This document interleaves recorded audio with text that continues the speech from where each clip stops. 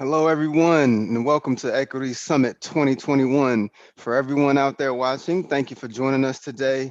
And I want to start off with a brief agenda. It's going to look a little bit like this today for our session. First of all, I'm going to introduce our esteemed group of panelists today. And I just want you all to know out there you're in for a treat. A couple of familiar faces here, but if I do not know you, welcome. And I just want to say I've done my homework, so I absolutely know that the knowledge, that the wisdom that's passed on today is going to be compelling. And I'm excited, honored actually, to be within your company today.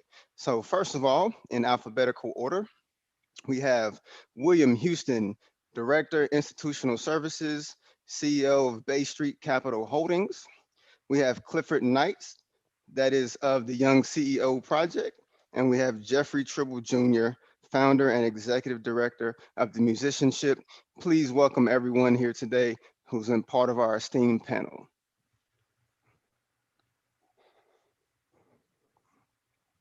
Gentlemen, thank you for being here today. As I said, it's an absolute honor and a pleasure.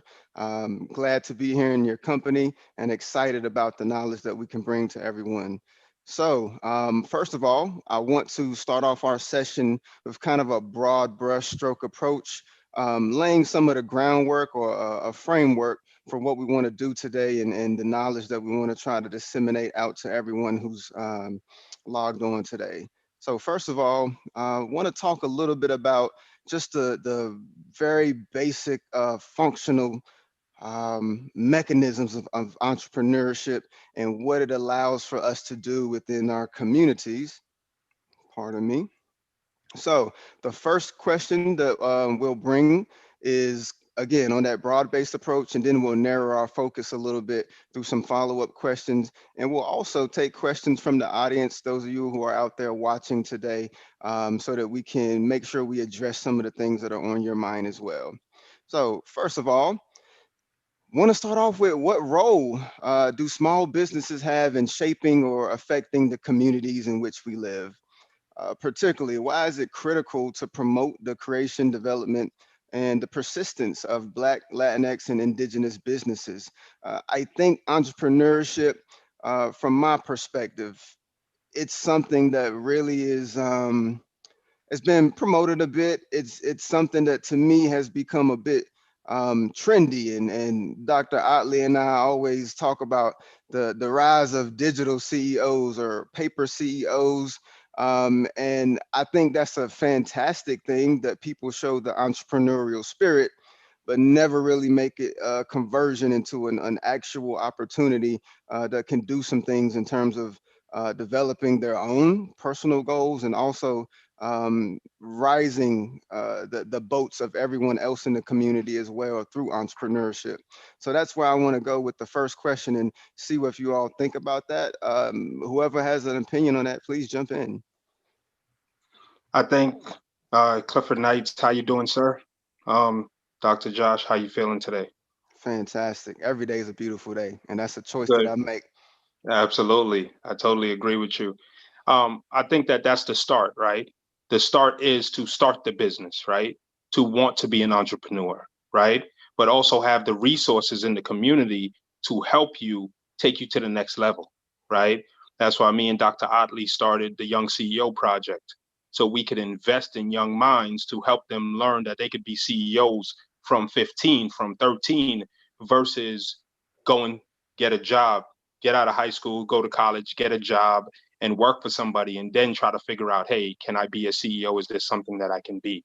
So I believe that the start is to try to say, I want to be an entrepreneur, then to get into position to start a business, and then for us on this panel and other business owners and um, college grads and people that's in the position to help those youngins, put them in position. And I don't mean just youngins. I don't mean that you got to be young to be a CEO, but I'm saying even if you're in your 30s, 40s, and you're just looking to pivot, I think that they need a place to go to find out what's the right way of starting a business, running a business, and effectively changing the community that they come from.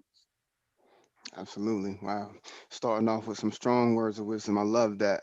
Can someone push forward a little bit into the role that the businesses actually have in the community? Like, why is it important, or why is it critical for us to have these? I absolutely agree. You know, once you get that idea or that spirit, you get that fire inside of you to have the entrepreneurial vision. We definitely need more conversion, and we definitely need, you know, more support so that we can uplift these communities through entrepreneurship.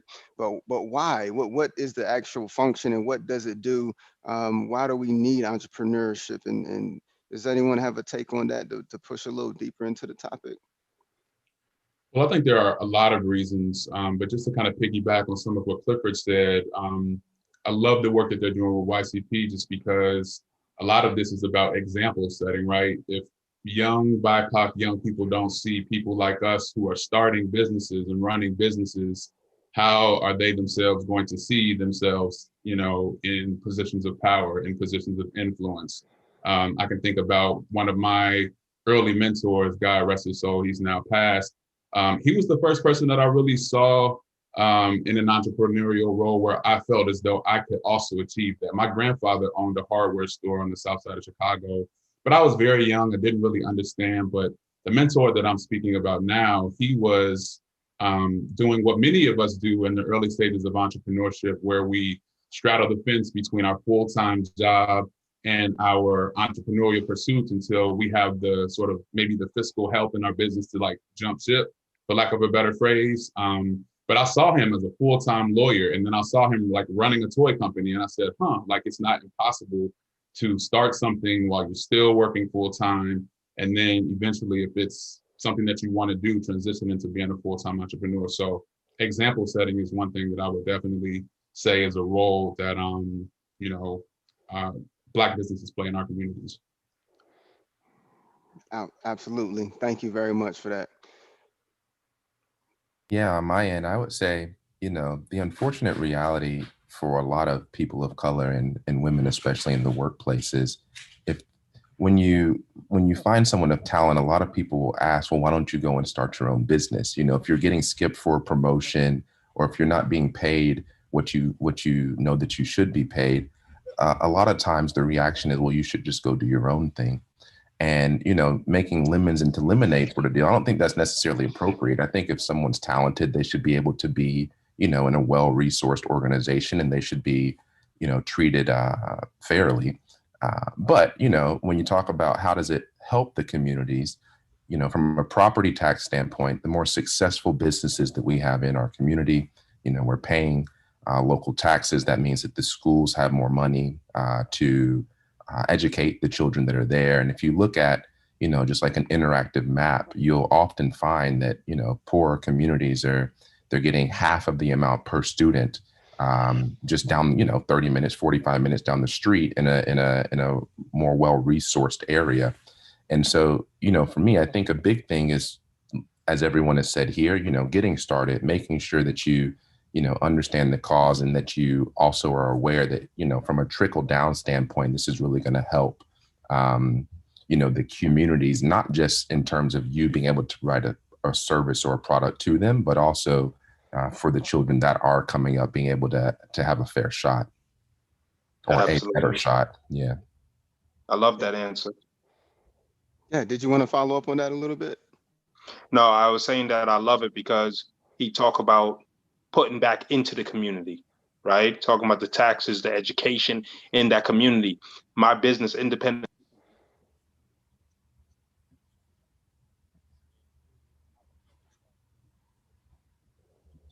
Can't hear you, Clifford.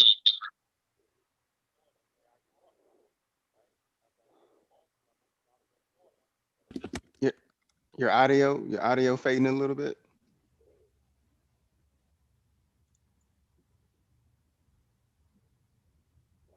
Yeah, I know you were saying some amazing things right there. We want to try to get your audio plugged back in. Yeah, while we're getting Clifford figured out, just to also kind of piggyback on what William was saying, you know, where I think Clifford may have been going with it is, and I don't want to put words in his mouth, but just this idea of maybe economic empowerment, you know, within our Black communities. And I think that, you know, generational wealth is probably something that we all aspire towards as well. And so If we aren't in a position where we're able to take control of our own capital and reallocate and reinvest that into our own communities, how are we supposed to ensure that future generations of entrepreneurs and individuals are also well positioned for success, like our white counterparts?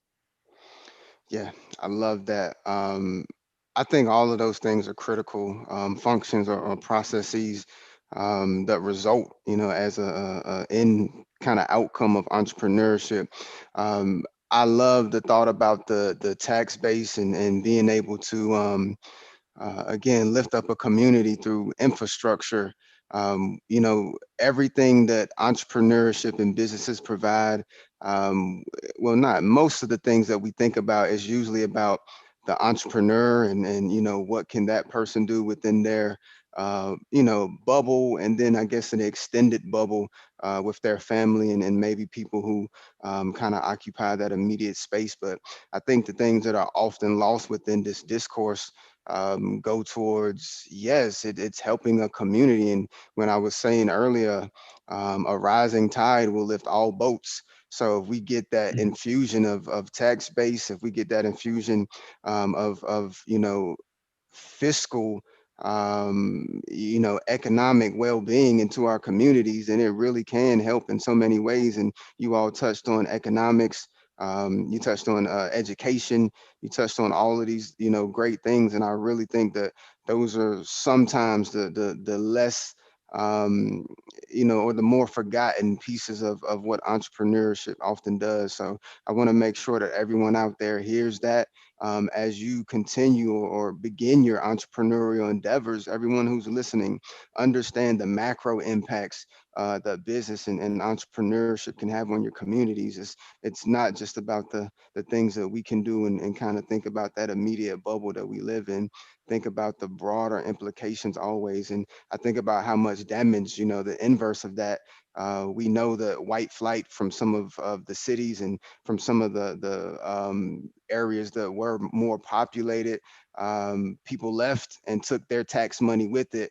And then you see some of the devastation that accompanied the lack of resources in communities oftentimes. So I think we definitely have a great opportunity to reverse that and put our communities back in a place of prosperity through entrepreneurship. So think about the narrow focus, but then broaden it out as well. So I love that. And thank you all for your input on that particular question. I want to couch the next question within just a little bit of information for everyone who's out there. The number of Black-owned businesses in the past 20 years, and for this particular example, that means with at least one paid employee, that's increased by 31%, right? So in the same time frame, the Black population has increased by 16% in the United States. But still, when we look at it overall, those types of businesses, at least one paid employee, they're still only 2.2% when we talk about Black-owned businesses, when we know that we're about 13% of the US population, 13 and a half actually. So I sat and thought about those statistics, for a while, and I had to really process it and try to think about it from multiple angles. So I want to get your perspective on that. What does that mean for us? Is that a glass half empty, or is that a glass half full?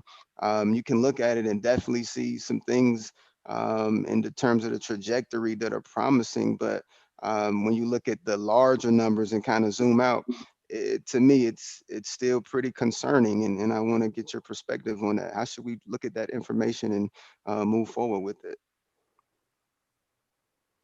Well, for me, it's glass half full. I mean, all you have to do is think about the history of systemic racism in our country and think about how that's impacted Black business owners or potential Black business owners, or I should say BIPOC business owners or potential BIPOC business owners, and understanding how we lacked access to capital historically that other individuals readily had access to for a variety of reasons. Be it from an angel investor, which we still struggle with disproportionately, be it from a bank, be it from mommy and daddy. These are advantages that we as a people have not historically had. And so like you said, for there to be an upward trajectory that's sort of exponentially outpacing what our, I guess, percentage of people in the country is. I think it's glass half full. Fantastic. Thank you. Anyone else have a take on that? You get your mic back on? Yes. Okay. Can you hear me? Fantastic. Yeah, we need you in here. Yeah, Yes. absolutely. Let that voice Yeah, ring. I believe it's a glass half full as well. Only for the simple fact that us owning businesses, our parents grew up, at least my parents grew up, where you work 30 years, you retired, and you got a pension, right? Mhm. My thought process was never that, right? My thought process at 12 years old, I started my first business as a lawn mowing company, and I mowed lawns all through my hood, right? So for me, it's glass half full because we know all of us on here, we're probably around the same age, give or take, and our parents were most of our parents, if you will, grew up at a 30 years pension, retirement, move on, right? And now you see more and more people, even with one employee, even if it's a t-shirt company or a record label, whatever it is, it's a business, right? And I started 10 businesses before I got to the business that I have today, right? Which is massive today, but it took me 20 years to get here. So I would never downplay someone or say that, oh, it's a glass half empty because you started a business and it didn't work out, right? It's the failures that make you stronger. So I think that is glass half full for sure, because more and more people are going to start those businesses if they see more and more of us starting businesses. Yeah, awesome, powerful. Yeah, Mr. Houston. yeah, for sure. I think Cliff is right on top of it, and so is Jeff. From my perspective, I think the lack of capital is true. I also think it's a glass half full and rising sort of situation. I say that because, although the lack of capital is obvious, and there's a lot of organizations, especially in the you know season of Black Lives Matter and all this, where organizations are coming out, they're saying we're creating this fund and we're launching this fund for Black businesses and all that. My mom always used to say, like, a bird in the hand is better than two in the bushes, sort of deal. And I also know, as Cliff has said, a lot of times the business that ends up being the one that uh, kind of you put your career behind isn't necessarily where you started. My first business was also cutting grass, sort of deal. It's not what I'm doing now. I spent 13 years building call centers in the Philippines. That's not what I'm doing now, right? But those experiences, they make you who you are. You don't forget where you came from, and when you find what it is that you are going to pursue for some period of time. The example I like using is like a horse race. When horses run, they've got blinders up so that they don't get distracted by the other horses.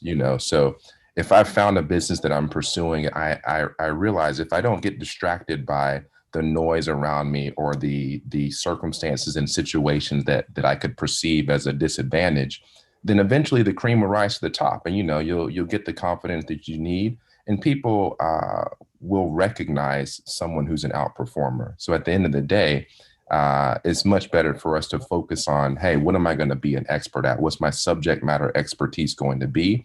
And for the folks who want to work with me, they know they're getting an expert. And for the ones that want to continue with the status quo, that's okay. You're not relying on them for anything. You follow.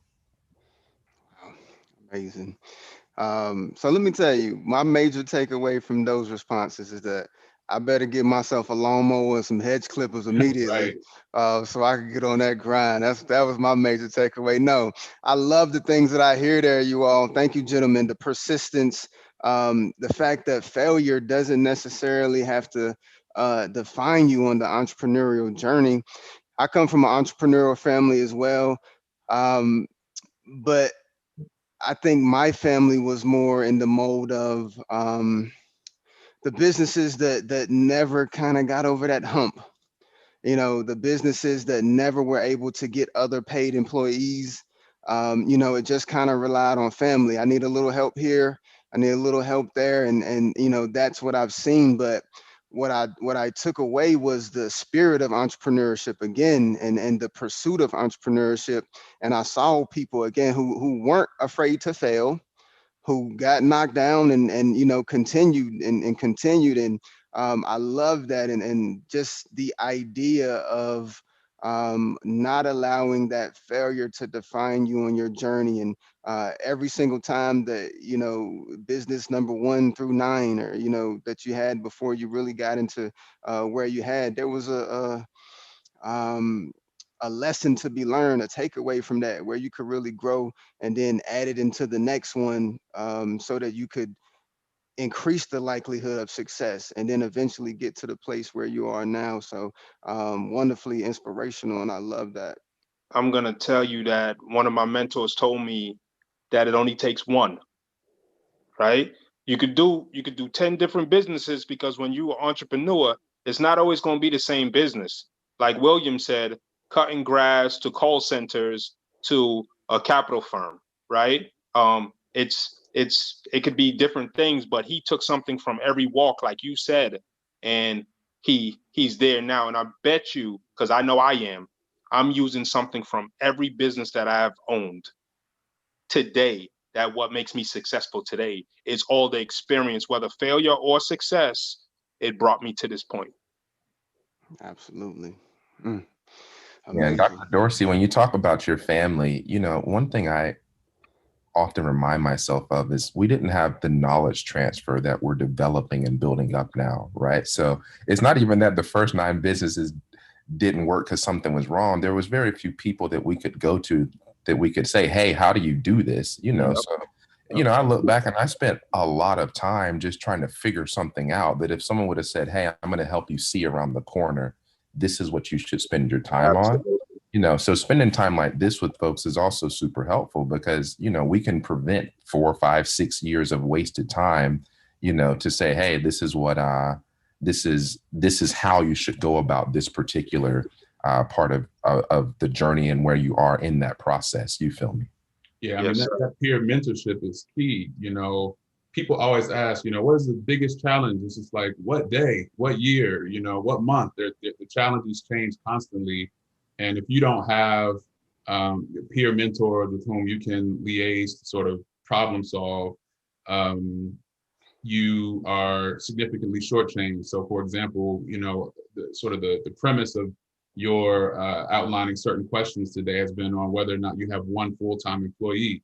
But what if you have 2? What if you have 3, 4? What, you know, the more employees you have, the more you have to know about friends and what that means, and you know, how you, if it's a nonprofit, for example, how you get unrestricted income versus restricted income. And so it can be very complicated. And if you have, you know, a group of like-minded individuals with whom you can have these types of conversations, everybody's better off. And but to William's point, that might not have been as available to our progenitors, and the internet has made that, you know, exponentially more possible. Absolutely. Yeah, for sure. For sure. Yeah. And I love to provide a little bit of information just as a backdrop for our dialogues. But everyone out there listening again, yeah, the figures, these are just, you know, government data figures, some things that I pulled as a starting point. So, you know, don't pin everything on these numbers. You can go out and definitely have access to all of the information, find whatever pertains to you in your situation. But yeah, these questions and the data that accompanies it is just a springboard. So I do encourage you to go out, find what's relevant to your situation, and the information, the data that you need that's going to pertain to your unique strengths and what type of model that you're trying to have for your businesses. So that makes me think of something though, because I think for us in some of our communities, the entrepreneurship is often presented as a way of independence, you know, and in certain ways, like almost a defiance of the system. At least for my family and my dad, that's what they used to present. You know, he never talked about really financial independence and how do I scale this into something else, right? How do I scale it, make it into something that, you know, is producing generational wealth? My dad said, if I don't want to go to work today, I'm not going to go to work today. You know, I don't have to answer to somebody. I'm not anyone's like yes man to have to do anything. And, when I think back now, that was a major portion of why he wanted to be, an entrepreneur, and why he wanted to have his own business and be himself. I'm just curious to your thoughts. What is it? Is it that as a person, that independence, that ability to say this is mine and I call the shots. I'm the decision maker. I can guide my own path through this life and navigate it in the way that I want to, or is it more about the financial aspect of what it can do for you? What have you all found in your endeavors that really is at the heart of that entrepreneurial spirit? So, so I'll tell you mine. When I first started, like I said, I was 12 years old. From 12 years old, I've been an entrepreneur, right? So it was all money driven because of where I'm from. I'm from Dorchester, Massachusetts, Dorchester, Boston. I moved to Lauderhill, Florida, which is the hood, and my parents are Caribbean. So I come from the hood. So I'm like, I'm never living like this when I grow up. So I'm gonna figure this out. So to figure it out, I said I'm gonna go make my own money because I wanted Tommy Hilfiger shirts. My mom didn't want to get it for me, so she ain't have the money to buy it for me. So I said, let me go and cut grass, and then I could buy whatever I want to buy. So at first it was financial. Then me and my brother got into a position where we seen that we can help so many people over the years, right? So when we got in our early 20s, we started an organization called Young Black Enterprises, where we were going with our homeboys and we were just starting businesses and doing little parties and stuff like that. So it came from being money driven because you didn't know any better at that age. And then you said, I could really affect people. You know, me, myself, I have 4 boys. My oldest is 19. He runs my whole IT department in my company. You know, that's because of where I came from at 12, why he's in the position he's in, right? If I didn't do what I did, there's no way he would be there, right? At 19 years old, without a college degree, running a IT department for a major clinic operation, you know? So I think that it can be both. It just all depends, but it's definitely to be independent. So I could go on vacation every 3 months, but I'm I'm helping out my community, I'm taking care of my people, and I'm still able to make decent money to take care of my family. Absolutely. Anyone else have a take on that one? What is it? There's definitely different motivations, and just interested in hearing your perspectives there. Yeah, I mean, I think money can be a driving factor, particularly when you have a family or you aspire to have a family. Mine had a lot to do with mission alignment. I was in law school at the time. I was in my second year of law school, um, and just felt like I wanted to be a social engineer in a different way. So I veered off the road that everyone else was kind of taking with mock trial, team and moot court board. And I started a nonprofit organization kind of based on my own lived experiences. I grew up on the south side of Chicago, also a very rough area. But Absolutely. music was sort of, the discipline. It was like a third parent for me. It was the discipline. It was what inculcated the stick to itiveness and some of those social emotional skills that you need to be successful in life. And so, I got a music scholarship, which is what landed me in DC. And so just wanting to like recreate that narrative for young people and to now, work with almost 2,000 kids in like 4 countries. And, it's really about like what made me happy. But with that said, kind of going back to, I think one of the earlier points that I shared, my business was not yet ready for me to go full time when I first started it. So unlike these guys, like my first business was successful. I've tried to start others that have not been successful. So my failures kind of came after, or my decisions to like not pursue it any longer, kind of came at a different point in my entrepreneurial journey. But I ended up drafting, reviewing, and negotiating contracts while trying to grow my own organization concurrently. So when it was to a point where I could, sustain my family, I, chucked the deuces and, like many entrepreneurs would, and that was sort of the point where I said, okay, like I can be fully focused on the things that make like my heart feel right and the things that also put me in a position of independence. I can't say I can go on vacation every 3 months, but the fact that we get to travel internationally through work like helps, with that. I do get to travel quite a bit. So yeah, it's about a good time and just something that's good, to be honest. I agree, bros. Someone told me, I don't know who told me this, but someone when I was a lot younger, they said, no one will ever pay you as much as you'll pay yourself. And I think as a young person who doesn't have something, you hear something like that, and it does kind of get you, solely focused on, okay, I need to make money. As I've gotten older, I think we all realize paychecks come in different forms. It's not always about how much am I making. There's a lot of people that are doctors that don't have quality of life. You feel me? And I think also as we, again, get a little older, a little more experienced, we see the difference between being rich and being wealthy. Like when we were in college, we're like, if I just had $1,000, I would be rich, you know? And then you get your first job and you're like, man, if I could just get like a job for $100,000, I would be rich. And then when you're making $100,000, you're just like, man, if I just had my first $1,000,000, I would be rich.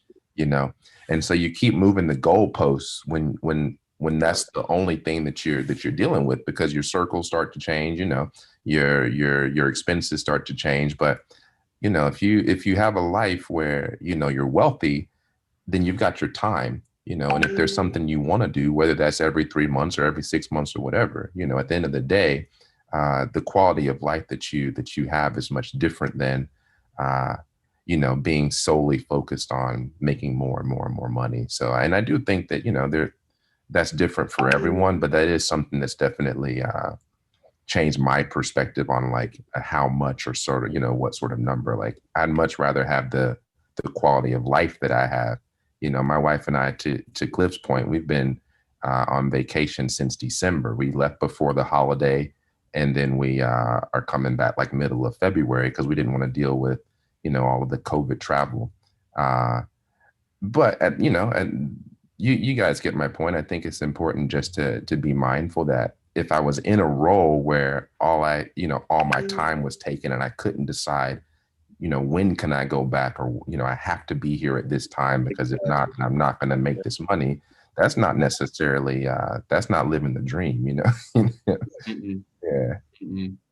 And also being able to bring your whole self to your work. Like, I can remember working places where it's just like, I feel bigger than this place, like, because I have these dreams, these aspirations, these skills that aren't necessarily being leveraged.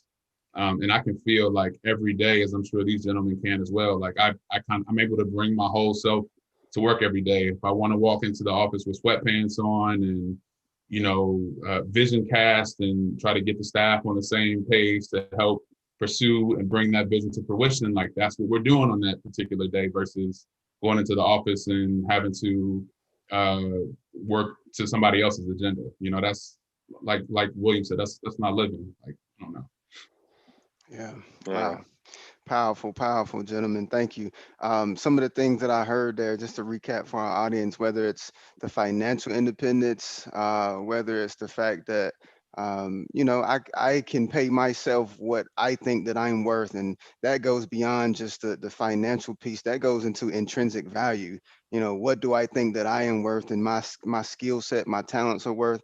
And maybe entrepreneurship is the only way for me to compensate myself appropriately, whether it's the ability to, have autonomy in terms of, do you feel like you are being authentic, to yourself as you, pursue your endeavors, and then also the ability to impact those around you and kind of have that broader base influence, not just on your family, but as we talked earlier and alluded to, the community around you as well, to make sure you extend that impact to others. So many different reasons and motivations. I just would encourage everybody out there listening to make sure that you identify, and it doesn't have to be one. Again, you've heard many different reasons, many different motivations, and just make sure you understand what's compelling you into entrepreneurship as you pursue those endeavors, and really have a genuine understanding of what are your reasons and your motivations for going that route. I Yeah, think I it'll lead do. to clarity. I'm sorry. I do want to say too that without finances, no matter what your goal is going to be very, very difficult for you to get there, right? So funds got to come from somewhere, you know? And Jeff will tell you that as having a nonprofit, he needs to have restricted funds, which is grants, and unrestricted funds, which is donations, right? Um, Everyone needs funds to do what they want to do, whether they want to go out here, Black Lives Matter, or they want to go and open up a restaurant, whatever it is, you need funds behind it, or your mission, you can't fulfill your mission anyway. Absolutely. So we have about 10 minutes left. I want to touch on one more topic in the realm of entrepreneurship before we depart. And I guess it kind of merges in with that final question as well. But when we talk about entrepreneurship, we all know there's many different forms, from the, you know, the smaller businesses, and that's kind of the topic of where we are now. We start with small businesses, oftentimes, and sometimes, they stay there. Again, not all businesses are meant to be scaled, and that's not a bad thing. Some businesses are created, and it can be a small business that is just for, again, the positive impact in the community, yes, but also to take care of myself and my family. Not every business is going to grow into, that sandwich shop that started as Subway, and then it's, thousands of franchisees, and we have a very large scaled business. So I just want to get your input on, what should be the goal and the focus? Is it that scalable type of idea when we begin these entrepreneurial endeavors, or should we think about, okay, small business is the focus? Let me make sure I got that right, and I can take care of the things in my immediate vicinity, and have an impact on the community as well. But maybe it shouldn't be my goal to have a $1 billion scalable enterprise. Do you all have an opinion on that before we depart, for everyone out there listening? Well, I would say it depends. There's a great book called The Lean Startup by Eric Ries, and it really centers on this idea of an MVP, which stands for minimum viable product. And so, those of us who are old enough to know, Facebook did not start off as the ubiquitous sort of entity that it is today. When I was first introduced to Facebook, you had one profile picture, you had a wall. I don't even think you had an inbox or any of the other fancy stuff before, and it was only for college students. And before it was only for like college students, it was only for like Ivy League students. And so I think you, more than thinking about being the next Amazon, and you can be the next Amazon, think about what at a bare minimum for the least expensive amount of money can you do to provide value to your target demographic and to your target, constituent. And once you are well positioned to sort of execute on that minimum viable product, or if it's not a product, minimum viable service, then begin to think about how you scale that, based on how the market responds. Don't try to go out and spend $100,000 on something that nobody wants. At the end of the day, just my thought. Yeah, yeah, absolutely. Jeff, I totally agree with you because Independent Medical Group started with a mobile clinic. We didn't have a brick and mortar. We didn't. 5 years ago, we didn't have brick and mortar. We didn't have any of that. We started in a clinic. We had case manager. We started in a mobile clinic. We had case managers in that mobile clinic with a nurse practitioner inside of the bus, and they drove to homeless shelters and substance abuse facilities and halfway houses, and they tested and treated for HIV, hepatitis C, STDs, prevention care. They did all of that out of a bus for years, and we made millions out of a bus. And then our business consultants and advisors and CFOs and everybody said, hey, if we're doing this out of a bus, we should probably do brick and mortar clinics throughout, right? And we, thank God, we was politically connected to put ourselves in a position to do so. But me personally, I don't, I want to be a part of something huge, right? I want to be a part of something huge, but I'm going to tell you that, like Jeff said, like Facebook didn't start that way, neither did I. I didn't even think that far, right? So you got to think about what you can do today, what you could do now, right? You can't think about, I want to be Amazon. Well, go to Silicon Valley and get $100 million so they could help you set that up. So on this side of the world where we live at, we're going to have to try to build out one and then go from there. We could have the plan to have many, but we got to build out one, prove that model, and then take it to the next level. Yeah, I love that. Thank you. Sure. Mr. Houston, did you want to chime in on that one? Get the last word? Yeah. You know, for me, I think it still goes back to subject matter expertise. Jeff touched on some books. You know, I think there's a lot of value in reading. The book that kind of put me on was a book called The 4-Hour Workweek. I was 19 when I read it, and the idea of working 4 hours a week appealed to a 19-year-old UC kid with no money. Okay. So, but what I took from that was arbitrage, you know, like looking for an opportunity where I can get something for a price and then add some value to it and then give it to someone else for a significantly higher price, you know. But again, that doesn't come with just like sitting down with a piece of paper and like writing down pros and cons. You really need to, you know, pick what you're going to do, something you've got passion behind, and become an expert at it. And then that way, you know, you'll have a sense of where is the opportunity in this space, where is the arbitrage, you know. Using the Amazon example, you know, yeah, Jeff's parents, again, they gave him 300 grand to get started. Maybe none of our parents had that to help us get started. But he found an arbitrage opportunity, right? He recognized that, you know, there was no place to really get a lot of books. He recognized that, you know, he could add value by creating a place where you could purchase these books. And now when you go on Amazon, there's tons of things that are, you know, marked up 20, 30 times what you could get if you just walked into Home Depot. But it's convenient. So people don't even bother, you know, oh, why would I go to Home Depot to get a light switch? You know, I was looking, it's kind of funny. We were doing some stuff in our house.